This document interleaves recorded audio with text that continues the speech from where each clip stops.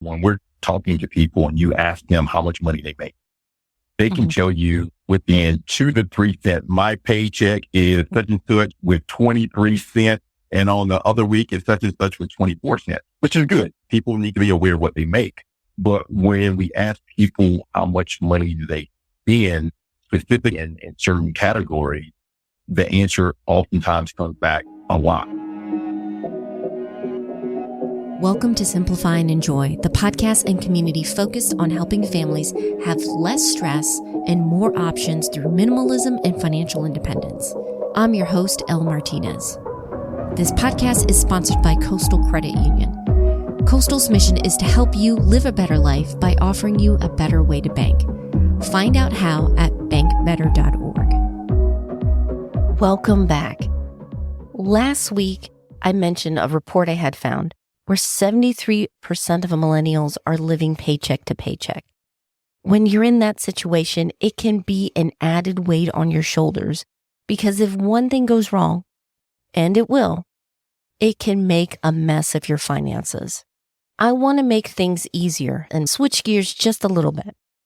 I want to go from the big picture view that we took last week, talking about the potentials of budgets and a success story, and now get into the nuts and bolts.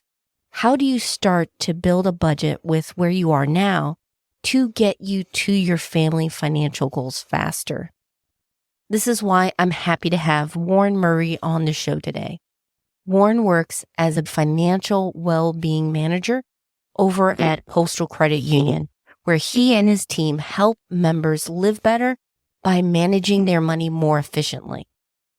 In this episode, we're going to get into why having a snapshot of your finances is so important and how you can do it, how building your budget around financial wellness is more effective and sustainable, and then creative ways to include some fun spending in your budget while still working towards your financial goals. We have a lot to cover, so let's get started. I noticed the work you do, it falls under financial wellness, which for some people, that's a new concept. Do you mind kind of getting into that work that you do and what financial wellness means to you? So, Elle, there's a misconception out there when people talk about financial well-being or financial wellness. The first thing they want to think of is about how much money that you make. Oh, if you make this much money, then you must be financially healthy. And what I bring to the forefront in letting our members know and other people know is that financial well-being has nothing to do with how much money you make. It's realizing how much money you have coming in versus how much money you're going out. Basically, we try to take the approach of helping people utilize their money more efficiently. And it doesn't matter if you're making $100,000 or $200,000 a year, if you're only making $50,000 a year.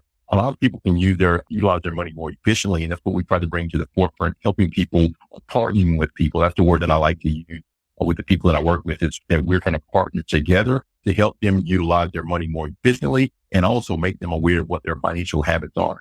Oftentimes when people hear the word habit, they associate habits with exercise habits or smoking habits, but we also have financial habits. Some people have good financial habits. Some people have areas that they can improve in their financial habits. So that's one of the things that we work on with the financial well-being program. That's fantastic, because I really do think that even before you make a budget, you have to have that foundation, which is defining your priorities, your values, what's important to you. And then, of course, the reality of where you are now. And I love that you're talking about being efficient with your money, making your money work as hard as you do, because especially here in the Triangle area, things are increasing. Every time I turn on the news, I see prices, not just at the grocery store, but housing. You have to be savvy with your money and making sure that it's really being effectively used towards your goals. You have a unique perspective working with so many people, families in our community with their finances. Are there any misconceptions or one of those mistakes that keep coming up that you see people make that you would love for them to avoid?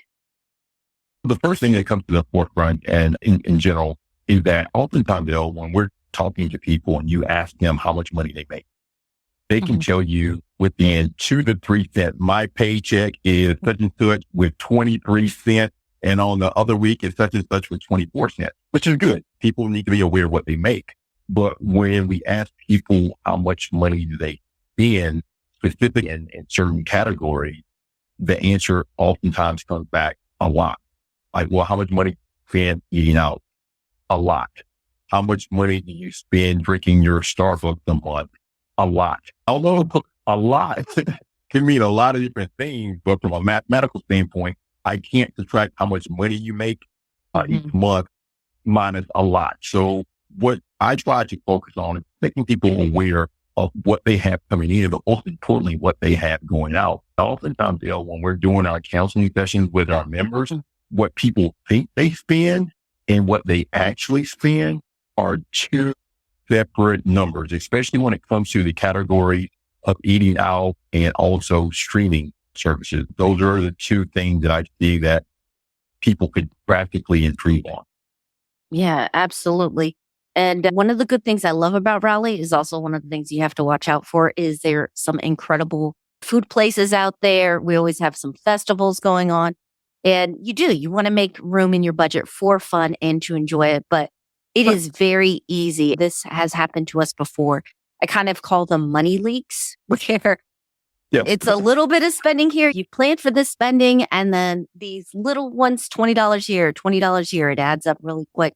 So I love that, getting a financial snapshot, an accurate one of what's going in and what's coming out. So when making a budget, you have the numbers in front of you. What are some of the conversations you're having with those that you're counseling to create that budget? The first thing, in common sense approach is that if we have a person who had $8,000 coming in a month and they have $8,400 going out a month, you don't have to be a mathematician to realize that if you're spending more than you're making, that's a problem. Whether you see the problem right now or in the future, there's going to be a problem. So that's the first thing. We want to make people aware, like, okay, how much wiggle room have, or is there any wiggle room whatsoever? So that's the first thing why we start with what you make versus how much you have that's going out. The second thing that so many people have misconceptions about when it comes to budgeting, I hear oftentimes, oh, well, I'm going to stop eating out completely, or I'm going to give up my Starbucks completely. And I tell people budgeting is not that. Basically everything in moderation. So what we try to look at when we're evaluating their budget is like, hey, if you're spending $300 a month or spending $400 a month eating out, hey, can we curtail that a little bit? Can we, instead of spending $400 a month, let's see if we can drop it down to $250 a month. And with that $250 a month, we empower people to make the decision like, hey, if that means that you and your family are going to go one extravagant dinner a month, you do that. Or you're going to say, all right, if we have $200 a month, we can spend $50 a week. We can do that. But again, we just want to make sure that you have everything in a budget, or you are aware of how much money that you have to spend. So that way you can make the best decision. I have a member that I was working with and she loved her Starbucks coffee. And I tell people, like, I'm not a coffee drinker myself, but when you go to Starbucks and a mocha latte here today, before we know it, we were evaluating and this person was spending almost $300 a month just at Starbucks and coffee alone. And I was like, hey, if you're a coffee drinker, there's nothing wrong with that. But instead of spending $300 a month, you think we curtail that back to $200 a month, or can curtail that back to $175 a month? So again, having people get a plan. And one of the things I want to emphasize here is that, again, we partner with the members. I can't tell you what to spend your money on, but what I try to do is like work with them like, okay, this is what your budget has, or this is what your budget allows. You tell me what you want to do with each one. Yeah, absolutely. I love that you're, like you said, partnering up and giving them that control. Because I think when done right, a budget can give you so much control over your money. When we were first married, we were in debt. And I felt like it was a lot of reaction, after the fact, trying to get the finances in a good spot. But when you budget, it does empower you. I think you've hit a couple really good points. It's not necessarily the expense. Like if there's a measure of joy that you get going to Starbucks, maybe that's your time to kind of relax and settle, then that's great. You get value for that. But look at other places where maybe you're not getting as much value and own it. Like, this is what I want and why. There's always a way to get creative, I believe, where you can have fun. You can still save a little bit of money. So I love that point. I also love what you pointed out of just taking the time to prioritize. So, yes, we have to pay the bills. I think we all have to acknowledge that, but we have to set something aside. We also have to enjoy. I believe that a sustainable budget is a successful budget.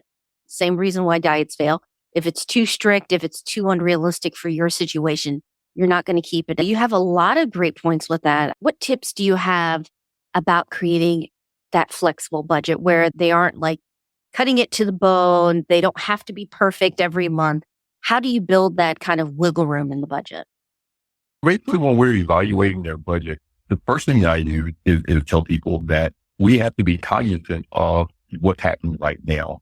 And you and I had talked earlier in terms of a lot of people are dealing with inflation. I mean, like gas has gone up, the cost of groceries has gone up. So it's always to reevaluate the budget that you have. In terms of reevaluating that budget, just making sure that people are aware that you're staying in the confines of what you will allow. One of the things I point on is streaming services. I've had so many people tell me, "Oh, Warren, I've cut my cable. I'm saving money there. I'm saving $150 a month because I cut my cable." Well, when I evaluate their budgets, oftentimes people get a streaming services. They have Hulu, they have Amazon Prime, they have Disney, they have Netflix. One of the things I tell people when you're evaluating is oftentimes when you have a streaming service, you get that subscription, and because it's automatically debited out of your account, you don't look at it again. People aren't aware that what you paid for Hulu years ago, or what you paid for Netflix 2 years ago has gone up drastically. So I want to make people aware, like, hey, when we're evaluating your budget, you were okay paying $10 a month for Netflix. Are you still getting that same bang for your buck now that Netflix is at $18 or $19 or Hulu? Or you have 7 streaming services. Are you watching all those channels? So again, just bringing the evaluation. Now, when you said in terms of like, what changes do we make?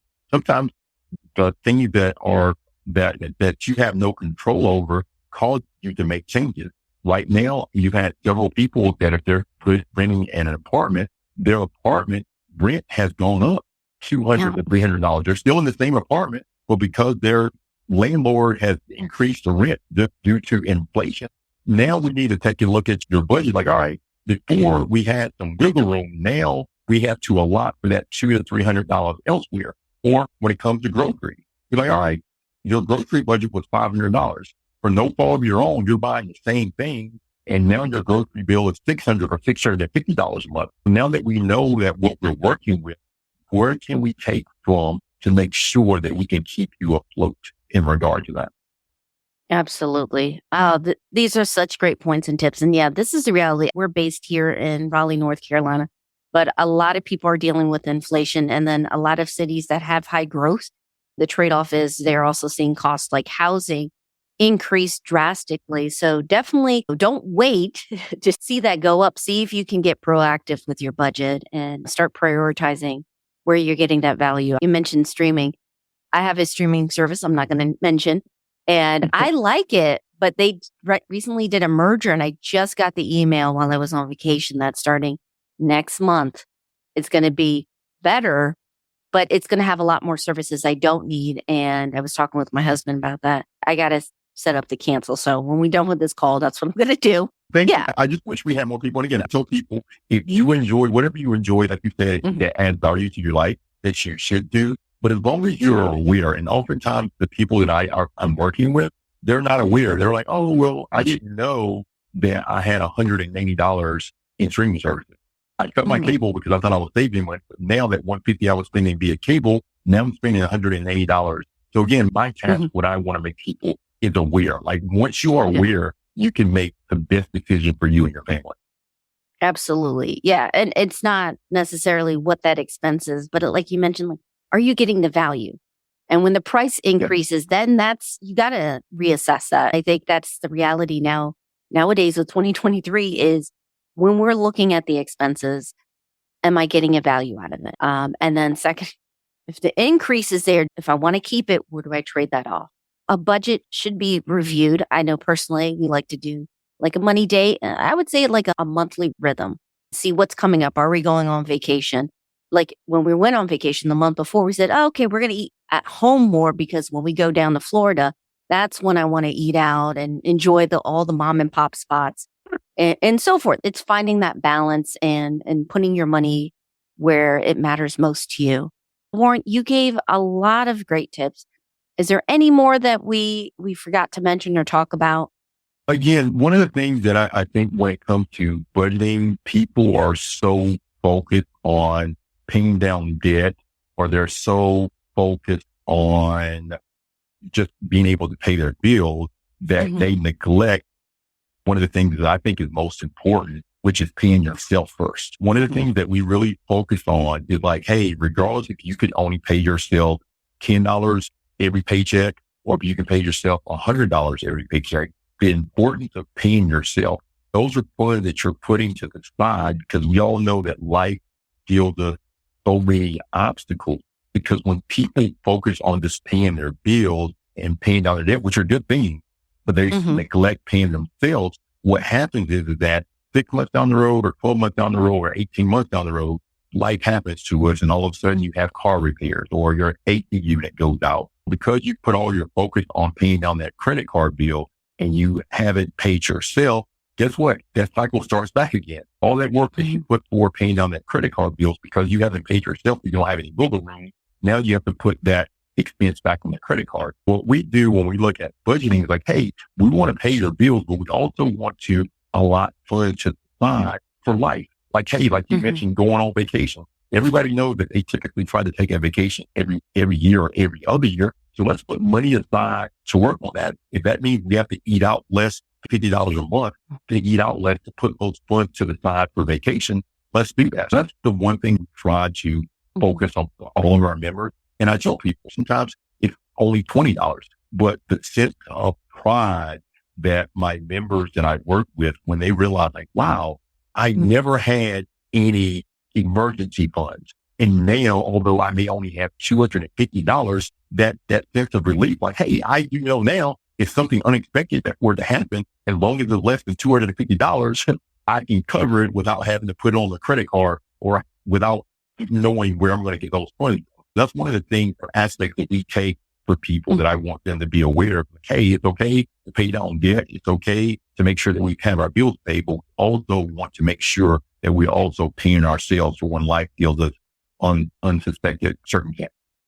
Yeah. If the past 3 years have taught us anything, it can happen.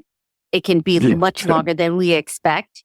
Yeah. And it does. I mean, there's, of course, the financial aspect, but there's a peace of mind knowing that at least I have X amount should something come up. If you're a parent like us, kids, unexpected expenses come up, school asks for money for field trips or whatever it is. Those are things to be prepared for. You mentioned like the automatic deductions for streaming. I'm also a big fan of automatic transfers into savings for yourself, paying yourself. Treat it like a bill. I know when we first started, it was just like you mentioned, we were recent college grads. So let's just say the amount was very small, but it was the habit of savings that we developed that allowed us to get used to that.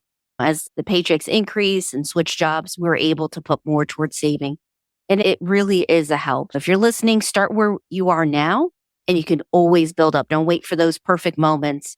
Start now to get that financial cushion growing. And I would add one other thing, which you just stated, and that's one of the quotes that we use, that a journey of 1,000 miles begins with a single step.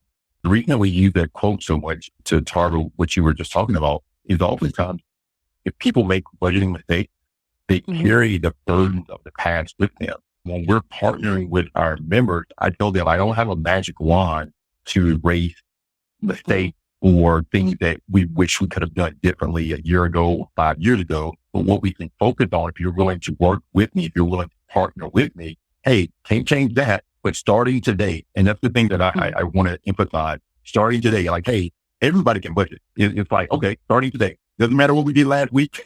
We're going to start today to get a better grasp of where our finances are and just make people aware and help people utilize their money more efficiently. Yeah, absolutely. I love that. A lot of us carry some embarrassment because maybe we don't know about finances or we didn't grow up with good financial role models.